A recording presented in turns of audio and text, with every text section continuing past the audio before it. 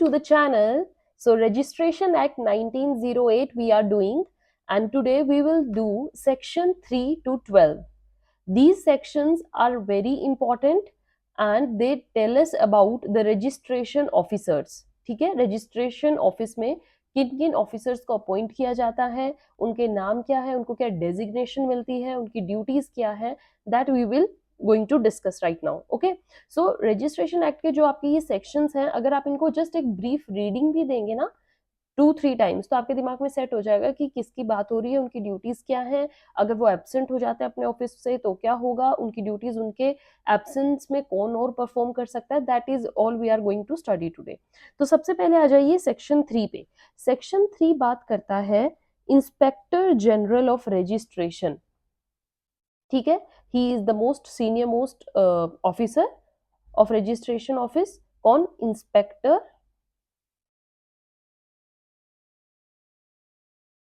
General. Right बच्चे, inspector general of registration. तो इनको अपॉइंट कौन करते हैं? स्टेट गवर्नमेंट, क्योंकि हर स्टेट के अंदर इंस्पेक्टर जनरल होता है. राइट, तो these are appointed by the state government and these are known to be as the inspector general of registration. और जो स्टेट गवर्नमेंट होती हैं वो अपनी गवर्नमेंट में भी, और अगर वो टेरिटरीज हैं तो जो वहाँ की रिस्पेक्टिव जो भी गवर्नमेंट होगी वो उनको अपॉइंट करेंगी. राइट, तो स्टेट गवर्नमेंट इवन ऑल्दो उनके पास वो पावर्स हैं, ड्यूटीज हैं, but they can also direct all the powers and duties कि आपको करना क्या है, कैसे रजिस्ट्रेशन होगा, क्या होगा, this all. Any inspector general may hold simultaneously any other office also. तो जरूरी नहीं है कि एक अलग से ही सेपरेट पोस्ट हो. इंस्पेक्टर जनरल को कोई और डिपार्टमेंट भी दे सकती है गवर्नमेंट, अगर गवर्नमेंट को ऐसा लगता है, तो only on the direction of the state government. Right, so inspector general registration officer office का जो होता है, जरूरी नहीं है कि उनके पास सिंगल ही ऑफिस रहता है, नीड पड़ सकती है तो वो और भी डिपार्टमेंट को हैंडल कर लेंगे.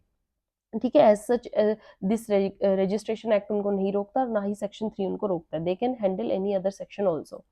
So this is section 3. Now come to the next section, that is section 6. जो important है बच्चे, जैसे मैंने आपको बताया, हम important sections पर ही अपना टाइम लगाएंगे क्योंकि एग्जाम हम अभी हमें क्वालिटी स्टडी करनी है.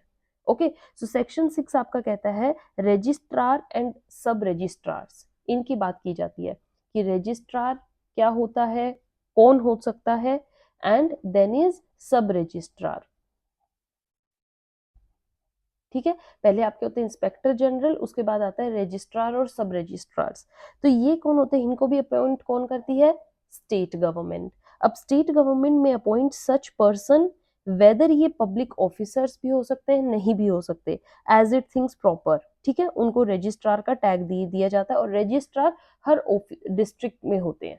ठीक है, डिस्ट्रिक्ट के होते हैं ये. जरूरी नहीं है कि हर डिस्ट्रिक्ट का एक एक रजिस्ट्रार हो, कोई रजिस्ट्रार 2 डिस्ट्रिक्ट्स को भी हैंडल कर सकते हैं. सो सेवरल डिस्ट्रिक्ट्स के क्या होते हैं? रजिस्ट्रार. एंड इफ जो होता है डिस्ट्रिक्ट बहुत बड़ा है और या उसको किसी डिवीजन में डिवाइड कर रखा है, तो उसकी ड्यूटी बनती है किसकी? स्टेट गवर्नमेंट की, कि वो सब रजिस्ट्रार्स को भी अपॉइंट करेगी. So state government may appoint such person as the is it thing proper to be registrar of district and to be sub registrar of several sub districts. ठीक है, जो भी सब डिस्ट्रिक्ट्स होंगे उनके सब रजिस्ट्रार होते हैं, और डिस्ट्रिक्ट का कौन होता है? रजिस्ट्रार होता है. ओके, स्टेट का क्या होता है? इंस्पेक्टर जनरल होता है. All right, then comes the next thing is section 8. Section 8 हमें क्या बताता है? Inspector of registration offices. Inspector of registration offices, जहां रजिस्ट्रेशन होता है, उन ऑफिसेज के इंस्पेक्टर कौन होंगे और उनको कौन अपॉइंट करेगा? तो देखिए, एज सच जो जिनको ये अपॉइंट करें इंस्पेक्टर भी उन्हीं को ही अपॉइंट करेंगे. कौन अपॉइंट करेगा? State government. स्टेट गवर्नमेंट का ही काम होता है. They can appoint officers, may also, जरूरी नहीं है, it's may also appoint officers to be called the inspector of registration offices.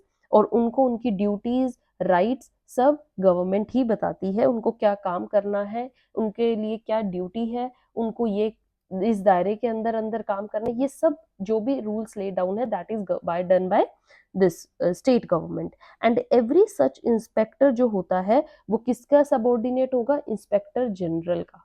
ठीक है, तो ये तो गवर्नमेंट में चॉइस होती है। ओके, ये हमारी हेरिडिटी होती है कि पहले ये फिर ये फिर ये, बट इंस्पेक्टर जनरल है तो अगर गवर्नमेंट को ठीक लगता है तो वो इंस्पेक्टर्स को भी अपॉइंट कर सकती है हर रजिस्ट्रेशन ऑफिसेज के अलग। और ये किसके सबऑर्डिनेट होते हैं, इंस्पेक्टर जनरल। मतलब इनको अपनी जो भी चीज है इन्फॉर्म या अपनी रिपोर्ट किसको सबमिट करवानी पड़ती है, इंस्पेक्टर जनरल के पास जाके सबमिट करवानी पड़ती है। All right, this is your section 3, section 6, section 8. now come to section 10. section 10 बच्चे क्या बात करता है, that एब्सेंस ऑफ रजिस्ट्रार और वैकेंसी इन हिज ऑफिस। अगर देखिए, सबसे पहले जो हमारी कॉमन पब्लिक होती है वो किससे डील करती है, रजिस्ट्रार से डील करती है। उनको नहीं पता इंस्पेक्टर जनरल के पास कब जाना है, हमें इंस्पेक्टर के पास कब जाना है, नहीं, उनको डायरेक्ट जो भी डीलिंग करनी पड़ती है वो करती है रजिस्ट्रार के पास जाके। तो अगर रजिस्ट्रार ही नहीं होगा, by chance registrar he office से एब्सेंट हो जाए या वो सीट वैकेंट हो जाए, वैकेंसी किसी भी रीजन से हो सकती है तो हो जाए, तो उस केस में क्या होगा, एकदम से तो होच पोच हो जाएगा ना। तो तब वो ऑफिस कौन संभालेगा, देखिए उसके बारे में भी सेक्शन 10 में बहुत अच्छी चीज लिखी गई है। क्या, व्हेन एनी रजिस्ट्रार, ठीक है, जो is absent otherwise then on a duty, absent हो जाता है या फिर उसका ऑफिस जो है वो टेम्पररी वैकेंसी पर चल रहा है, वैकेंट है, तो any person whom inspector general, मतलब ड्यूटी किसकी बनेगी, फिर स्टेट की ड्यूटी नहीं बनती, ऑल द अपॉइंट स्टेट करती है, बट इनकी एब्सेंस में, वैकेंसी में, तब किसको, वैकेंसी मतलब एब्सेंस और वैकेंसी किसी रीजन की वजह से होनी चाहिए, ऐसे नहीं कि उनका टाइम पीरियड ही खत्म हो गया, रिटायरमेंट आ गई, रिटायरमेंट के बाद तो ड्यूटी स्टेट गवर्नमेंट के पास चली जाएगी, but due to some reason वो कुछ टाइम के लिए एब्सेंट या वैकेंट सीट हो जाती है, तो ड्यूटी फिर किसकी बनेगी, इंस्पेक्टर जनरल की। He will appoint on his behalf, किसको अपॉइंट करेंगे, in default of such appointment the जज of the district court. Registrar के वैकेंसी में कौन होगा, जज, जो कि किसके होते हैं, जो डिस्ट्रिक्ट कोर्ट्स के जज होते हैं उनको अपॉइंट किया जाता है, और वो उसी लिमिट के अंदर काम करते हैं जिसके अंदर रजिस्ट्रार का वर्क है। His jurisdiction registrar office is situated. So by chance suppose कीजिए एक डिस्ट्रिक्ट है, उसके रजिस्ट्रार एब्सेंट है, तो उसी डिस्ट्रिक्ट का काम वहां के ही डिस्ट्रिक्ट के जज को सौंप दिया जाता है उनकी वैकेंसी में, right. And he shall work during the absence और until that vacancy is filled up, right बच्चे। now when the registrar of the district including कोई presidency town है is absent otherwise than on duty, or when his office is vacant, any person whom inspector general appoints, inspector general मैंने बता दिया, he will appoint him।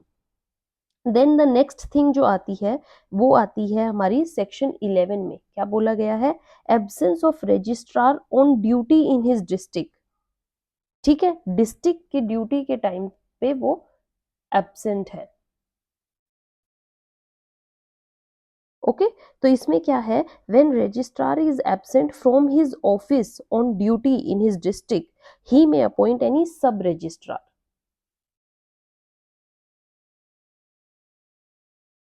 Right बच्चे, यहाँ पर क्या था, वो अपनी ड्यूटी से भी और वैसे भी एनी अदर रीजन से एब्सेंट चल रहे हैं, वैकेंसी है, बट यहाँ पर वो ऑल्दो है तो प्रेजेंट, बट अपनी ड्यूटी को परफॉर्म नहीं कर पा रहे हैं या किसी और काम में ज्यादा बिजी हैं या उनको मीटिंग आ गई है, तब उस केस में कौन आ जाएगा, सब रजिस्ट्रार उनकी जगह सीट फिल्ड अप कर लेते। दोनों बातों में डिफरेंस पता लगा है बच्चे, यहाँ पर उनकी कंप्लीट एब्सेंस चल रही है, वैकेंसी चल रही है और उनकी जगह जज को अपॉइंट कर दिया जाता है, बट यहाँ पर although he is present in his office but he cannot perform his duty, वो अपनी ड्यूटी नहीं परफॉर्म कर पा रहे हैं, बहुत कुछ भी रीजन हो सकता है या एकदम से टेम्पररी उनको कहीं जाना पड़ जाए, देन उनकी ड्यूटी कौन परफॉर्म करेगा, सब registrar, he will perform the duty of registrar, right।